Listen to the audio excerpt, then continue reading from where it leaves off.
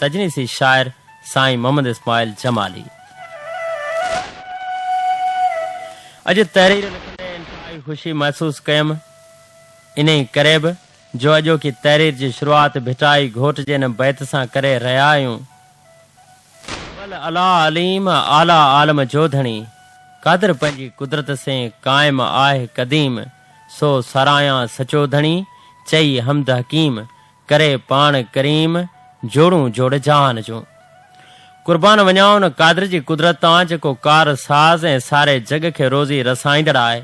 कलम खे कहिड़ी ताक़त जो मुंहिंजे मिठड़े मौला जी ॾिनल नेमतुनि ऐं रहमतुनि खे बयानु करे।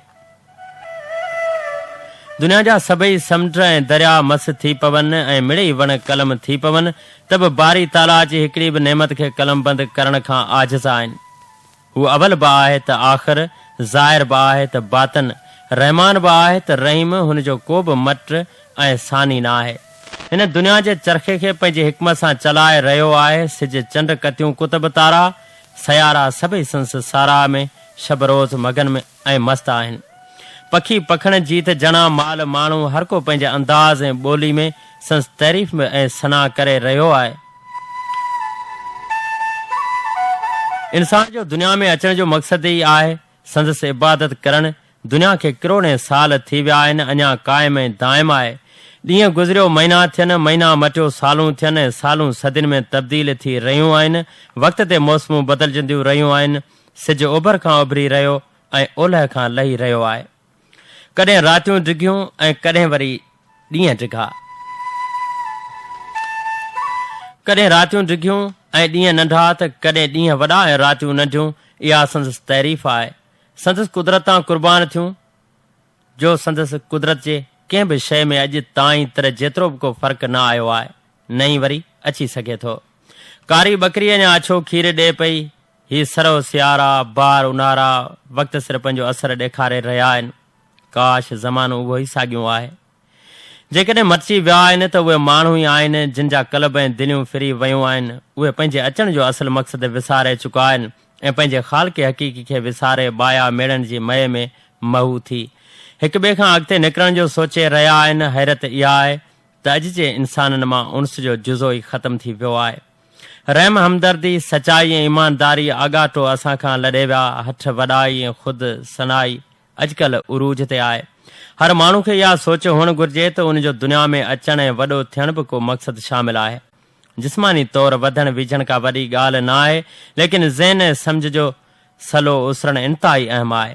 हक़ीक़त में हिन काइनात खे सम्झण लाइ असांखे सवें हज़ारे हयातियूं घुरिजनि, तॾहिं बि असीं एतिरो ॼाणी सघूं था ॼण का चिणी समुंड मां चुंब में पाणी जो कतिरो खणी उॾामी वञे। लेकिन पोइ बि असांखे पंहिंजी असलियत ऐं हक़ीक़त खां बेख़बर रहणु न घुरिजे। पंहिंजनि बुज़ुर्गनि अभरनि ऐं पाड़ेसरियुनि जो ख़्यालु रखणु खपे। उहे माण्हू जेके असलियत खे विसारे वियनि था, उन्हनि खे मायूसी ऐं हर वक़्तु ग़मगीनी जी बेपाड़ी वलजियां वकोड़े वेंदी आहे ऐं ग़मगीनी बेपाड़ी वलजियां वकोड़े वेंदी आहे। मूं त अॻु में ई इहो मुशाहिदो करे छॾियो आहे त हितां खां हंज उॾामी हलिया विया आहिनि ऐं अॼु उन्हनि जायुनि ते कारण कानेरनि अची आशाना अॾिया आहिनि। चमन मां चतुणनि जी चूं चूं पिणु ॿुधण में कोन थी अचे। उहे बि बाग़ खे बहिरान करे परे परवाज़ करे हलिया विया। असांजे समाज जो बुनियादु अदल ऐं मसावात ते मुश्तमिल हुअणु घुरिजे, जंहिंमें नफ़्स जी पाकाई ऐं जिस्मानी ऐं रूहानी राह जूं विरदानी ख़ूबियूं हुअणु घुरिजनि ऐं कंहिं बि क़िस्म जी ख़राबी न हुअणु खपे। अॼु जो इंसान ॿिए लाइ छा छा सोचे रहियो आहे, इहा ॻाल्हि कंहिंखां बि ॻुझी न आहे। अॼु खां हिकु सदी अॻु माण्हू अबोझ ऐं बेलम ज़रूरु हुआ, पर उहे सरापा असां लाइ मिसाल हुआ। हया हिलम ख़ौफ़ ख़ुदा ऐं हिकु ॿिए लाइ हमदर्दी ऐं सॾ सां गॾु संदन ख़ूबियूं हुयूं। पाड़े जो एॾो त ख़्यालु रखंदा हुआ जो ॼण त उहे हिकिड़े घर जा भाती हुजनि। हर मुश्किल घड़ी में हिक ॿिए जा हाल भाई हूंदा हुआ। विछा विछोटियूं रंज रुसा मां छोटा मोटा थी पवंदा हुआ त हू बिना देर मटे अची परचाव कंदा हुआ ऐं हिक ॿिए लाइ कॾहिं बि बुग़्ज़ न रखंदा हुआ।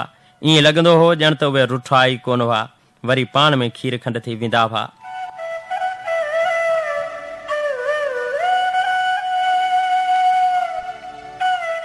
हर ॻोठ में हिकु चङो ऐं नेक मर्द हूंदो हो जेको अहिड़ी नौबत में मामले खे ले मिटी करे अदल ऐं इंसाफ़ सां फ़ैसिलो करे कंहिं धुर ॾांहुं पा पाणी थींदो हो, वठराए ॾियण में अवेर न कंदो हो।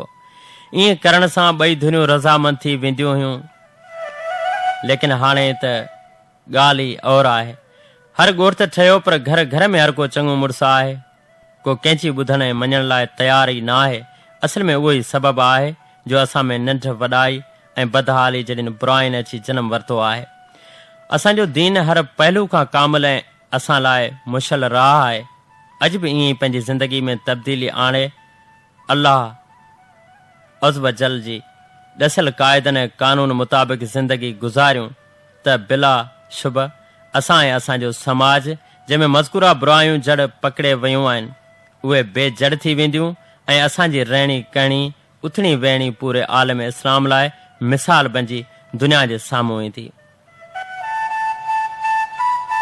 ऐं अलाह जे रस्ते खे मज़बूती सां ऐं अलाह जी रसी खे मज़बूती सां पकड़बो आहे त उन क़ौम जी अलाह जी ज़ात ग़ैबाना मदद करे उन क़ौम जो सिर बुलंद कंदी आहे। दुआ आहे त इंशाअल्लाह अलाह ताला पाण सभिनी खे सिधी राह ते हलण जी तौफ़ीक़ अता फरमाए।